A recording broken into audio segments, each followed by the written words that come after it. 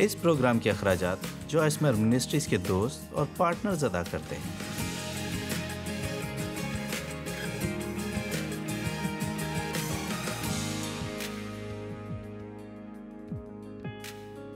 روزانہ کی زندگی سے لطف اندوز ہونا پروگرام میں شامل ہونے کا شکریہ۔ آج میں آپ لوگوں سے جرم کے موضوع پر بات کرنے والی ہوں۔ آج کل غور کریں تو بہت سارے لوگ کسی نہ کسی بات پر ناراض ہیں۔ میں حیران کن طور پر یہ کہنا چاہوں گی کہ شاید ایسے لوگ تعداد میں زیادہ ہیں جو کسی وجہ سے کسی سے ناراض ہیں نسبتاً ان کے جو ناراض نہیں ہیں، اور بائبل اس بارے میں ہمیں بار بار خبردار کرتی اور ناراضگی کے خطرات سے آگاہ کرتی ہے۔ لہٰذا میری دعا ہے کہ آج آپ کی آنکھیں کھل جائیں تاکہ آپ زندگی کے اس پہلو کو دیکھ پائیں جس میں آپ کسی بات پر ناراض ہیں، حتیٰ کہ آپ کو پتہ بھی نہ ہو کہ آپ ناراض ہیں۔ بعض اوقات مجھے لگتا ہے کہ چیزیں ہمارے اندر ٹھہری ہوتی ہیں اور وہ وہاں بہت عرصے سے موجود ہوتی ہیں اور ہم ان کے ساتھ رہ رہے ہوتے ہیں، یہاں تک کہ وہ ہمارے لیے معمولی یا قدرتی بن جاتی ہیں، اور بعض اوقات ہم اپنے ناراضگی کے بہت سارے بہانے بناتے ہیں، لیکن یاد رکھیں اس کا کوئی بھی جواز نہیں بنتا۔ اس سے فرق نہیں پڑتا کہ آپ کے ساتھ کسی نے کیا کیا۔ آپ کا غصہ، آپ کا معاف نہ کرنا، کڑواہٹ، حسد، ناراض ہونا، یہ کبھی بھی آپ کے لیے قابل جواز نہیں ہے، کیونکہ خدا ہمیں یہ کرنے سے منع کرتا ہے۔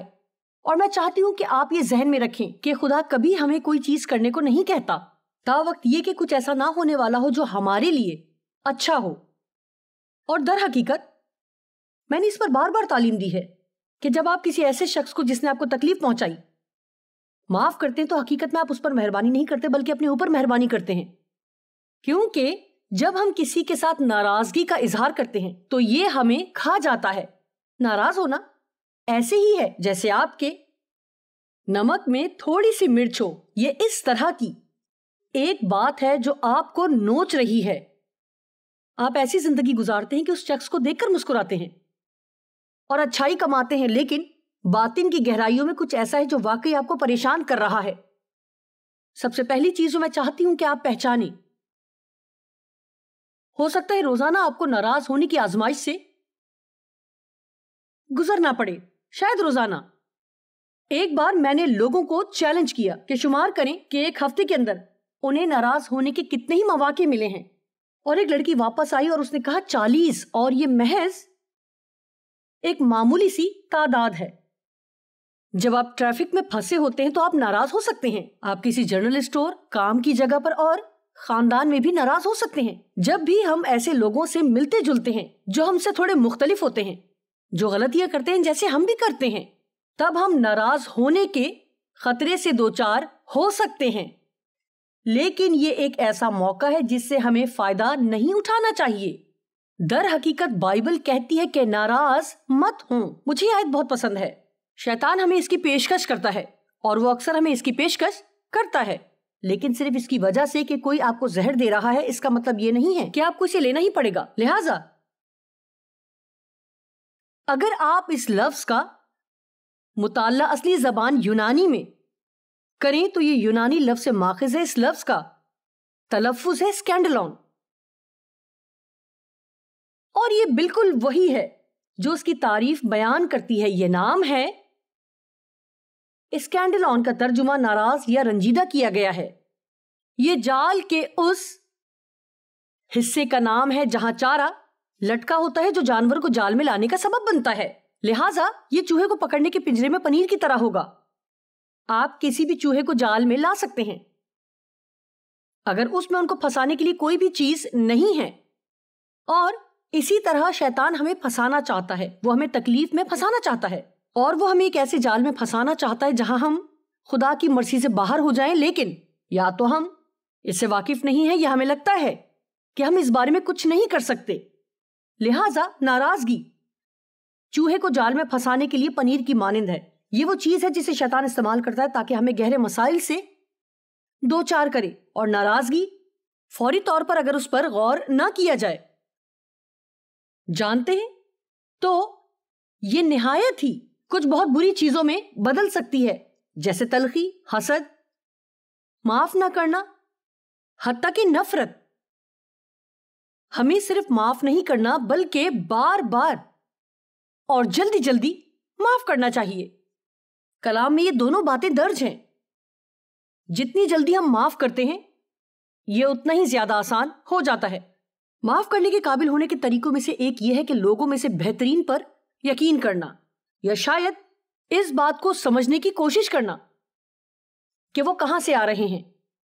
آپ جانتے ہیں کہ ہر کہانی کے دو پہلو ہوتے ہیں، اور جب کوئی ایسا کرتا ہے جس سے ہمیں تکلیف ہوتی ہے تو ہم سمجھتے ہیں کہ انہوں نے ہمارے ساتھ کیا کیا، لیکن ہم ان کے دل کو نہیں جانتے. ہمیں نہیں معلوم کہ ان کے دل میں کیا چل رہا ہے. بہت دفعہ ہم نہیں جانتے کہ بچپن میں ان کی پرورش کیسے ہوئی، لہٰذا اس طرح ان کے اندر تکلیفیں اور چیزیں چل رہی ہیں جو انہیں وہ کام کرنے پر مجبور کر رہی ہیں جو انہوں نے کیا، یا جس طرح سے وہ برتاؤ کرتے ہیں. جب آپ اسٹور پر جائیں تو وہاں آپ کو کوئی سخت مزاج کلرک مل سکتا ہے، اور یہ آپ کے لیے ناگوار ہو سکتا ہے کیونکہ جہاں آپ پیسہ خرچ کرتے ہیں تو آپ اچھا برتاؤ چاہتے ہیں.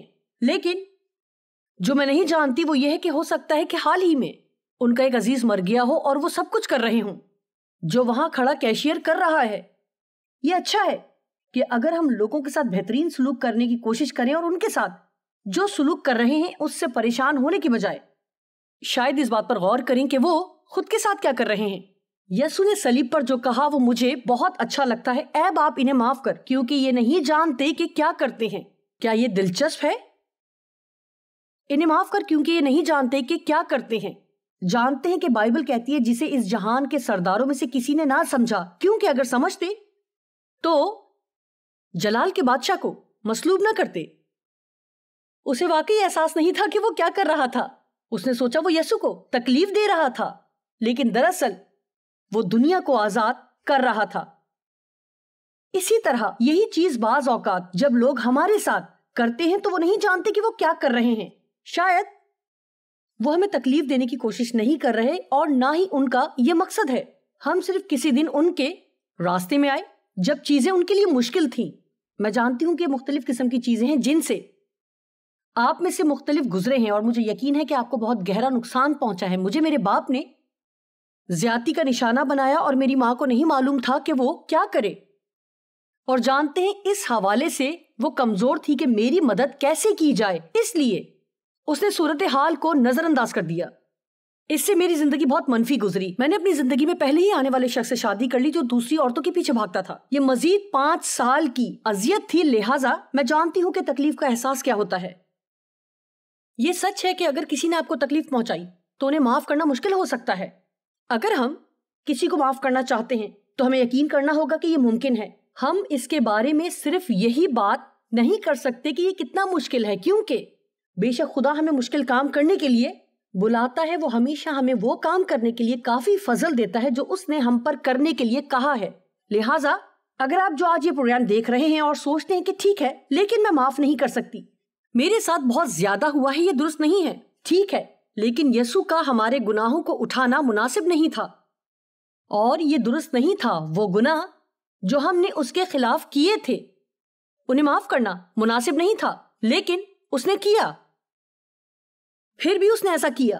ہمیں اس کے دیے ہوئے نمونے پر ہر طرح سے عمل کرنے کی ضرورت ہے. میں آج دنیا کے ان لوگوں کے بارے میں بہت فکر مند ہوں جو ناراض ہیں. ہم ایسی ہی ناراض دنیا میں رہتے ہیں. اور عزیزو، میرے خیال سے مجھے اس پر مختلف طریقوں سے منادی کرتے رہنا چاہیے جب تک لوگ اسے سمجھ نہ لیں. کل جب میں کار میں کسی کے ساتھ تھی تو ہم اس بارے میں بات کر رہے تھے، تفصیلاً بات کر رہے تھے کہ لوگ کس طرح پریشان ہیں، لوگ کس طرح آسانی سے پریشان ہو جاتے ہیں. جی، میرا مطلب یہ ٹریفک میں کار چلانے جیسا ہے. میرا مطلب ہے کہ آپ چھوٹی سی غلطی، ذرا سی غلطی کرتے ہیں اور دوسری کار میں موجود شخص غصے سے بے قابو ہو کر بولنے لگتا ہے، اور جیسے آپ دنیا میں رہنے والے سب سے بدترین شخص ہیں. وہ بھول رہے ہیں کہ وہ ہر وقت غلطیاں کرتے ہیں جس کے لیے وہ رحم چاہتے ہیں، لیکن پھر بھی وہ رحم کرنا بالکل بھی نہیں چاہتے، جبکہ انہیں رحم کی سب سے زیادہ ضرورت ہوتی ہے. رحم کی ضرورت ہوتی ہے. اور ہم کسی ایسی چیز کے بارے میں بات کر رہے تھے جو ہو چکی تھی، جس نے کسی کو پریشان کر دیا تھا. آپ جانتے ہیں میں بھی کافی جی چکی ہوں اور اس لیے میں پریشان ہونے اور اپنے جذبات کو مجروح کرنے کے ان تمام مراحل سے گزر چکی ہوں. اور دراصل میں نے واقعی یہ سیکھا ہے، اور سیکھنے میں مجھے واقعی بہت زیادہ عرصہ لگا ہے. لہٰذا جب کوئی آپ کو بتاتا ہے کہ میں نے یہ سیکھا ہے تو ان کی یہ بات سننے کے لائق ہے، کیونکہ شاید جب آپ سنتے ہیں تو آپ خود کو بہت سارے سالوں کی اذیت سے بچا سکتے ہیں۔ اور میں نے یہ سیکھا ہے کہ کسی ایسی چیز کے بارے میں پریشان ہونا جس کے بارے میں آپ کچھ نہیں کر سکتے، بالکل اور مکمل طور پر بیکار ہے۔ میں نے یہ بھی سیکھا ہے دوسرے لوگوں کو ایسا بنانے کی کوشش کرنا جو آپ چاہتے ہیں، اور اگر وہ نہیں کریں گے تو ان سے ناراض ہونا بھی بیکار ہے، کیونکہ صرف خدا ہی لوگوں کو بدل سکتا ہے، اور لوگ صرف تبھی تبدیل ہوتے ہیں اگر وہ بدلنا چاہتے ہیں۔ اس لیے نہیں کہ آپ چاہتے ہیں کہ وہ بدلیں، بلکہ اس لیے کہ وہ خود کو بدلنا چاہتے ہیں۔ اور میں آج آپ سے وعدہ کر سکتی ہوں کہ اگر آپ لوگوں پر زیادہ مہربانی کرنے کی کوشش کریں گے اور یقین جانیے بہت ہی کم سخت فیصلہ کریں گے، اور یقین جانیے آپ کی زندگی بہت بہتر ہونے والی ہے، اور آپ پہلے سے خوشحال انسان بننے والے ہیں۔ لہٰذا شیطان ناراضگی کو استعمال کرتا ہے، یہاں تک کہ بعض اوقات چھوٹی چیزوں کو استعمال کرتا ہے۔ اکثر ہم اپنے اندر چھوٹی چیزیں رکھ لیتے ہیں، اور چونکہ ہم انہیں چھوڑتے نہیں، اس لیے یہ سب چھوٹی چیزیں مل کر بڑی ہو جاتی ہیں، اور وہ بڑی چیزیں بن جاتی ہیں۔ اور شیطان ہمیں زندگی بھر تلخی، ناراضگی، معاف نہ کرنا اور یہاں تک کہ نفرت پر آمادہ کرنے کے لیے ناراضگیوں کا استعمال کرتا ہے۔ لیکن خدا ہمیں ایک دوسرے سے محبت کرنے کے لیے بلاتا ہے، اور ہماری محبت کو شدید، بھرپور اور آگ پر تپائی ہوئی بنانے کے لیے بڑھاتا ہے۔ محبت ہی ایک ایسی چیز ہے جس میں اگر ہم چلتے ہیں تو شیطان کو اپنے اوپر کنٹرول رکھنے یا گمراہ ہونے یا برباد ہونے سے محفوظ رکھنے کے قابل ہو سکتے ہیں۔ حیرت انگیز منزل پر پہنچنے کی راہ کو تباہ کرنے سے بچتے ہیں جس کا منصوبہ خدا نے ہمارے لیے بنایا تھا۔ خدا نے آپ کی زندگی کے لیے ایک اچھا حیرت انگیز طور پر منصوبہ بنایا ہے، لیکن آپ اسے کسی کو معاف نہ کر کے برباد کر سکتے ہیں۔ پہلا پطرس 5:8 میں لکھا ہے، تمہارا مخالف ابلیس گرجنے والے شیر ببر کی طرح ڈھونڈتا پھرتا ہے کہ کس کو پھاڑ کھائے، لیکن سنیے آپ کا ایسا ہونا ضروری نہیں ہے، صرف اس لیے کہ وہ اس کے ارد گرد گھوم رہا ہے جسے وہ کھا سکتا ہے۔ آپ کو اس کا چارہ لینے کی بالکل ضرورت نہیں۔ میں چاہتی ہوں آج جو یہ پروگرام دیکھ رہے ہیں وہ یہ فیصلہ کریں، میں آپ سے واقعی ناراض ہونے اور ناراض رہنے کے بارے میں محتاط رہوں گی۔ بعض اوقات ہم بہت جلد ناراض ہو جاتے ہیں، جیسے کوئی کچھ کرے اور آپ کہیں میں ناراض ہوں۔ دیکھیں، بائبل یہ نہیں کہتی کہ ہمیں ناراض نہیں ہونا چاہیے، بلکہ کہتی ہے کہ غصہ تو کرو مگر گناہ نہ کرو۔ جب آپ غصے میں ہو تو لکھا ہے سورج کے ڈوبنے تک تمہاری خفگی نہ رہے۔ لہٰذا خدا اس کو سمجھتا ہے، وہ ہمارے جذبات سے واقف ہے، ہمارے احساسات کو جانتا ہے، وہ ہمیں اس کے ذریعے کام کرنے کے لیے وقت دیتا ہے۔ اور غصے کے ذریعے کام کرنے کے تیز ترین طریقوں میں سے ایک ناراض ہونا، یہ سمجھنا ہے کہ ہم سب وہ کام کرتے ہیں جس سے دوسرے لوگوں کو تکلیف ہوتی ہے۔ دیکھیے، اگر ہم ایک دوسرے کو معاف کرنا نہیں سیکھتے تو ہم کبھی بھی کسی کے ساتھ نہیں چل پائیں گے۔ اگر آپ وائنز کی تعریف میں اسے جاری رکھتے ہیں تو اس کے مطابق ناراضگی سے مراد ہے رکاوٹ یا ٹھوکر لگنے والا بلاک۔ اس کا کیا مطلب ہے؟ مطلب خدا کے ساتھ چلنے میں یہ آپ کے سامنے رکاوٹ ہے، اور پھر یہ ٹھوکر لگنے کے نقطے تک پہنچ جاتا ہے۔ آپ خدا کے ساتھ چلتے چلتے آگے بڑھ سکتے ہیں، لیکن پھر شیطان ناراضگی، سختی یا معاف نہ کرنے کی صورت میں آپ کے خلاف حملہ آور ہوتا ہے، اور اگر آپ اس کے خلاف مزاحمت نہیں کرتے اور جلدی سے اسے دور نہیں جاتے تو یہ خدا اور آپ کے درمیان ایک ٹھوکر کھلانے والی رکاوٹ بن سکتا ہے، اور اس کی وجہ سے آپ اس کے ساتھ اپنے تعلق کو بڑھنے سے روک دیتے ہیں۔ جب ہم ناراضگی کی روح کو اپنے اندر آنے کی اجازت دیتے ہیں تو یہ ایک رکاوٹ اور خدا کے ساتھ چلنے، اس کے ساتھ تعلق کے درمیان ٹھوکر کا باعث بن جاتی ہے، اور آپ میں سے کچھ کے سامنے چھوٹی چھوٹی چیزیں ہیں جسے آپ کہتے ہیں مجھے لگتا ہے کہ میں نے کافی عرصے سے خدا کی حضوری کو محسوس نہیں کیا، یا مجھے نہیں لگتا کہ خدا میری دعاؤں کا جواب دیتا ہے۔ کلام میں لکھا ہے خدا ہماری دعاؤں کو اس وقت تک قبول نہیں کر سکتا جب تک ہم ان لوگوں کو معاف نہ کر دیں جن کے خلاف ہم نے ناراضگی کو رکھا ہوا ہے۔ بائبل میں یہ بالکل صاف صاف ہے۔ در حقیقت یہ کہتا ہے اگر تم آدمیوں کے قصور معاف نہ کرو گے تو تمہارا باپ بھی تمہارے قصور معاف نہ کرے گا۔ مجھے نہیں لگتا کہ ہم ان چیزوں میں سے کچھ کو سنجیدگی سے لیتے ہیں، ہم صرف یہ دیکھتے رہتے ہیں کہ ہم کیسا محسوس کرتے ہیں کہ کسی نے ہمارے ساتھ کیا کیا ہے۔ اور کیا آپ جانتے ہیں کہ آج جب میں یہ پیغام دے رہی ہوں تو میں حیران ہوں، آپ میں سے جتنے لوگ ابھی دیکھ رہے ہیں، اگر آپ اپنے ساتھ سچ بولیں، آپ کسی سے کسی بات کے لیے ناراض ہیں किसी भी बात के लिए। اور جب تک آپ یہ عذر استعمال کرتے ہیں کہ یہ بہت مشکل ہے تو آپ کبھی معاف نہیں کر پائیں گے۔ میں آپ کو صرف 1-2 اشارے دیتی ہوں۔ ہمیشہ لوگوں کو معاف کرنے کا طریقہ خدا کا راستہ ہے، اور وہ کہتا ہے اپنے دشمنوں کے لیے دعا کرو۔ سب سے پہلے کام کرنے کی جو ضرورت ہے وہ یہ ہے کہ آپ دعا کرتے ہیں، اور ہاں آپ ان کے لیے دعا کرتے ہیں کہ وہ بابرکت ہو۔ آپ سوچتے ہیں ٹھیک ہے میں نہیں چاہتی کہ میرے دشمنوں کو برکت ملے۔ پہلی چیز جو خدا لوگوں کو برکت دے گا وہ ہے سچائی۔ ایسا نہیں ہے کہ آپ اپنے دشمنوں کے لیے برکت کی دعا کرتے ہیں کہ انہیں گھر ملے، کار ملے، یہ وہ چیزیں نہیں ہیں جن کے بارے میں خدا بات کر رہا ہے۔ ہو سکتا ہے کہ اگر آپ ان کی عدالت کرنے اور تنقید کرنے کے بجائے ان کے لیے دعا کریں تو خدا ان کی آنکھیں کھول سکتا ہے اور وہ بدل سکتے ہیں۔ اور بائبل کہتی ہے جو تمہیں ستاتے ہیں ان کے واسطے برکت چاہو، لعنت نہ کرو۔ اور اس سیاق و سباق میں برکت کا مطلب اچھا بولنا ہے اور لعنت کا مطلب برائی سے بولنا ہے۔ جب کوئی ہمیں تکلیف پہنچاتا ہے تو ہمیں اس بارے میں محتاط رہنا ہے کہ ہم دوسروں سے ان کے بارے میں کیسے بات کرتے ہیں۔ مرکز 4 باب 17ویں آیت۔ یہ بائبل میں وہ باب ہے جو اس بارے میں واضح بات کرتا ہے کہ بیج بونے والا کیسے مختلف قسم کی زمینوں میں بیج بوتا ہے، یا پھر وہ بیج کیسے پھل لاتا ہے یا نہیں لاتا۔ اور یاد رکھیں یہ بیج خدا کا کلام ہے، بونے والا پاک روح ہے، اور ہمارا دل زمین ہے جس میں بیج بویا جاتا ہے۔ لہٰذا ہمیں اپنے ساتھ مخلص ہونا ہے اور فیصلہ کرنا ہے کہ میں کس قسم کا دل رکھتی ہوں۔ لہٰذا وہ یہاں لوگوں کے ایک گروہ کے بارے میں بات کر رہا ہے۔ 17ویں آیت، اور اپنے اندر جڑ نہیں رکھتے بلکہ چند روزہ ہیں۔ دوسرے لفظوں میں یہ کہ ان میں گہرائی نہیں ہے۔ جانتے ہیں بہت سارے نام کے مسیحی ہیں، وہ مختلف سرگرمیوں سے گزرتے ہیں، وہ چڑھ جاتے ہیں، وہ شکر گزاری کے تھیلے میں تھوڑا ہدیہ ڈالتے ہیں، اور شاید وہ اس وقت یا بعد میں تھوڑے سے اچھے کام کرنے کی کوشش کرتے ہیں، لیکن اس معاملے کی سچائی یہ ہے کہ ان میں گہرائی نہیں۔ اور ان چیزوں میں سے ایک یہ ہوتا ہے کہ جب مسیحی کم گہرے ہوتے ہیں، کیا وہ اس وقت تک اچھے ہیں جب تک کہ کوئی مسئلہ نہ ہو؟ اور جب چیزیں آسان نہیں ہوتی تو پھر وہ نہیں جانتے کہ مسیحی ہوتے ہوئے کیسے مسیحیوں جیسا برتاؤ جاری رکھنا ہے۔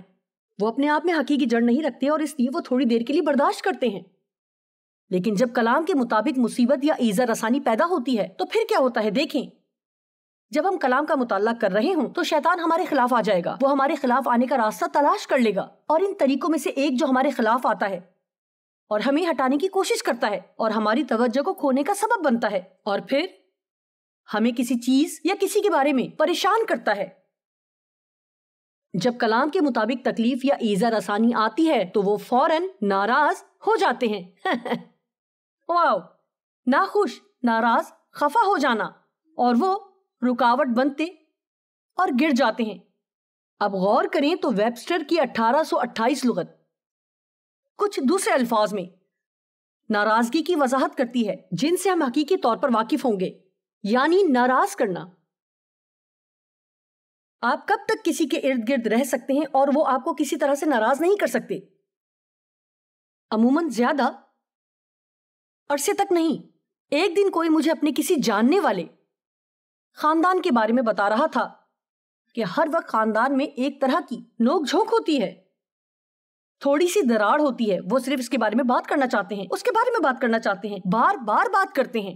اور اس نے کہا میں نہیں جانتا کہ لوگ کیسے اس طرح رہ سکتے ہیں۔ اس نے کہا میرا خاندان کرسمس پر اکٹھا تھا اور دن کے اختتام پر کچھ چھوٹی سی بات ہوئی اور ہم نے صرف کچھ دیر، چند منٹ کے لیے اس کے بارے میں بات کی اور سب خوشی خوشی گھر چلے گئے۔ ٹھیک ہے، ہم یہی کر سکتے ہیں اگر ہم کام خدا کی راہ میں کرنے کا عزم کر لیں۔ ناخوش کرنا، ناراض کرنا، سامنے آنا، یہ کلام میں رد و بدل کیے بغیر ناراضگی سے تھوڑا سا کم ناراضگی کا اظہار کرتا ہے۔ یہ تقریباً ناخوش ہونے کے مترادف ہے۔ ہم بدتمیزی، بد تہذیبی اور سخت زبان سے ناراض ہیں۔ بچے نافرمانی کے ذریعے اپنے والدین کو ناراض کرتے ہیں اور والدین اپنے بچوں کو غیر معقول کفایت شاری یا روک تھام، سختی یا پابندیاں لگانے سے ناراض کرتے ہیں۔ در حقیقت بہت سی چیزیں ہمیں ناراض کرتی ہیں اور ہم بہت آسانی سے اور بہت زیادہ ناراض ہو جاتے ہیں، لیکن محبت دشوار نہیں ہے۔ पहला करंथियों 13 मोहब्बत के बारे में बताता है। दर हकीकत हम मोहब्बत करने वाले समझे जाते हैं। खुदा मोहब्बत है, उसकी रूह हम में सुकूनत करती है। मोहब्बत झुंझलाती नहीं या आसानी से नाराज नहीं होती। मेरी जिंदगी में से मेरे एतराफात में से ये एक है कि मेरे लिए नाराज होना नामुमकिन है। मैं बहुत ही दिलचस्प शख्सियत रखती थी और जानते हैं बहुत से गैर महफूज लोग ऐसे होते हैं। वो आपसे चाहते हैं, वो आपको ये काम देते हैं कि वो हर वक्त अपने बारे में अच्छा महसूस करें और कोई भी इसके दबाव में ज्यादा देर तक नहीं रह सकता। डेव से शादी के इब्तिदाई सालों में मैं ऐसी ही थी। जी, मैं हमेशा चाहती थी कि वो मुझे मेरे बारे में अच्छा महसूस कराएं, लेकिन हमें ये खुदा से हासिल करना है। हमें लोगों से वो हासिल करने की कोशिश करना छोड़ देना चाहिए जो सिर्फ खुदा से हासिल हो सकता है। मोहब्बत आसानी से नाराज नहीं होती, ये झुंझलाती नहीं। हमें पुख्ता इरादा रखना है, पुरज़्म होना चाहिए। हम अपने दिल में नाराजगी के साथ नहीं रहने वाले हैं और हम हर वो चीज करने वाले हैं जिससे हम उसे दूर रख सकते हैं। इमसाल 4 बाब 23 में लिखा है, अपने दिल की खूब हिफाजत कर, क्योंकि जिंदगी का सर चश्मा वही है। अपना दिल खुदा के सामने रख। फिलिपियों 1:9 और 10 में पौलुस ने फिलिपियों की कलीसिया के लिए ये दुआ की, और ये दुआ करता हूं कि तुम्हारी मोहब्बत और भी ज्यादा होती जाए। मुझे ये बहुत पसंद है। हम कभी भी काफी प्यार नहीं करते, हम हमेशा मोहब्बत में बढ़ते रहते हैं। और ये दुआ करता हूं कि उम्दा उम्दा बातों को पसंद कर सको और मसीह के दिन तक साफ दिल रहो और ठोकर ना खाओ। मेरे खुदा, पौलुस ने इनके लिए दुआ की कि वो उस वक्त तक हर तरह से काम करें जब तक कि यीशु उन्हें वापस लेने नहीं आ जाते। बगैर दिल में नाराजगी के लोगों का नाराज होना मुश्किल काम है। मेरे पास इसके लिए अब तवानाई नहीं है। मैं इसके बजाय उस शख्स को खुदा के लिए छोड़ दूंगी और उसे जो कुछ करने की जरूरत है उसे करने दो, और खुदा को मुझे बदलने के लिए मेरे साथ काम करने दो। ज़बूर 119 की 165 में लिखा है, तेरी शरीयत से मोहब्बत रखने वाले मुतमईन हैं, उनके लिए ठोकर खाने का कोई मौका नहीं। क्या ये हैरत अंगेज नहीं है? ये वाकई है, ये बिल्कुल नीचे है, हैरत अंगेज है। और बाइबल में कितना ज्यादा नाराज ना होने के बारे में बयान किया गया है। और मुझे नहीं लगता कि इस वक्त जो शख्स भी अभी देख रहा है, जिसके पास किसी भी वजह से बाकायदा ऐसी बुनियाद बनाकर नाराज होने का मौका नहीं है। आपको नाराज होने की जरूरत नहीं है, क्योंकि शैतान इसे पेश करता है और आपको ऐसा नहीं करना। नाराजगी की 6 किस्में हैं और हम इसके बाद 2 दिन तक इस पर नाराजगी के मुतालिक बात करने वाले हैं। नाराज होना, नाराज करना, सच्चाई से नाराज होना, खुदा से नाराज होना, रूहुल कुदस को नाराज करना और अपने ज़मीर के खिलाफ गुनाह करके अपना दिफा करना। जानते हैं बाइबल कहती है आसमान में कोई नाराजगी नहीं होगी। नाराजगी सर्द मोहब्बत को मजबूत बनाती और शैतान बिल्कुल यही चाहता है। दर हकीकत आखिरी दिनों की निशानियों में से एक जिसके बारे में हम सब कहते हैं कि हम यकीन रखते हैं कि हम आखिरी दिनों में जी रहे हैं, मुझे लगता है कि हर मसीही जो जिंदा है वो हमेशा इनके बारे में सोचता है। पौलुस ने सोचा यीशु बहुत जल्द वापस आ रहा है। मुझे लगता है कि हम सबको इस तरह से रहना चाहिए जैसे वो आज शाम या कल से पहले वापस आ जाएगा। आइए हम सब तैयार रहें जब यीशु हमें लेने के लिए वापस आएगा। आइए ऐसा ना करें, ओ क्या भलाई है। अब मुझे तैयार रहने की जरूरत है। मैं तैयार रहते हुए जीना चाहती हूँ, और तैयारी के तरीकों में से एक यह है कि मैं नाराजगी, तलखी और रंजीदगी को अपने दिल से बाहर रखूं। मुझे ये सीखना है कि ये कैसे होगा। मुझे कहना रोकना होगा कि ये बहुत मुश्किल था। मुझे ये कहना रद्द करना होगा कि मैं ये नहीं कर सकती। मुझे ये कहना छोड़ना होगा कि ये मुनसिफाना नहीं। अंदाजा करें उन्होंने मेरे साथ क्या किया। बहरहाल खुदा ने मुझे मेरे वालिदैन को माफ करने का फजल दिया। फिर मैंने बुढ़ापे तक उनका ख्याल रखा, जब तक कि वो साथ रहने के लिए घर ना गए। और खुदा ने मुझे बाप की मोहब्बत का फजल अता करने के नतीजे में ये दिया कि उसने अपना दिल खुदावन को दे दिया। और मैं जानती हूँ कि वो अब आसमान में है। लोगों से नफरत करना, उन पर नाराजगी का इजहार करना, उनके गुनाहों को उनके सामने लाना या ऐसा करना, इससे कभी भी आपका या किसी और का भला नहीं होगा। मत्ती 24 में लिखा है, आखिरी दिनों में उस वक्त भतेरे ठोकर खाएंगे।